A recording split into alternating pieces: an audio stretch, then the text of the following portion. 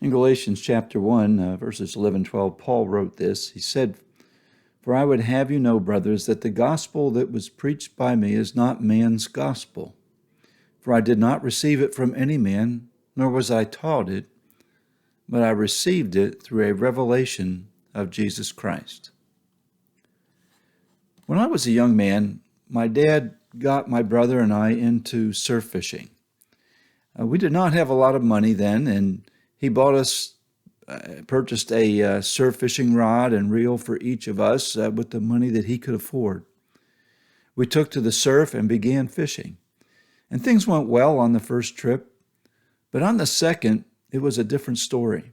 On the second trip, we could hardly turn the handle of the fishing reels to retrieve our rigs, much less reel in a fish. When we got a fish on, the only way we could beach it was to back up with the rod to the dunes. The reels were cheap, and the quality was poor. Well, we learned our lesson. My dad asked around for some recommendations, and then he purchased reels for us that were of better quality. In those days, as today, you could get products produced in certain countries that were inexpensive, but were considered as junk. These products often did not work well or would break down due to poor quality or design or manufacture or materials. But today we can use our computers and search reviews before making purchasing decisions, and we make basically better decisions that way. I say all of this to make a point. Quality is important, and when you seek to get something that is critical, wise people look for the best quality.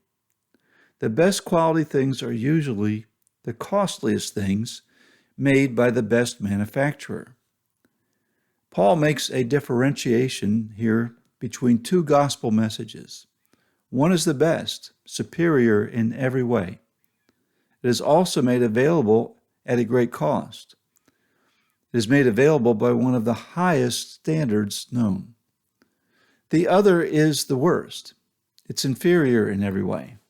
It was made cheaply, and it would not function as promised. It is made available by one who is flawed. The superior gospel is made available to us by the Lord our God.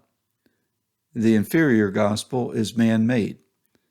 The superior gospel is made available by the work of Jesus Christ at the infinite cost of his own shed blood on the cross.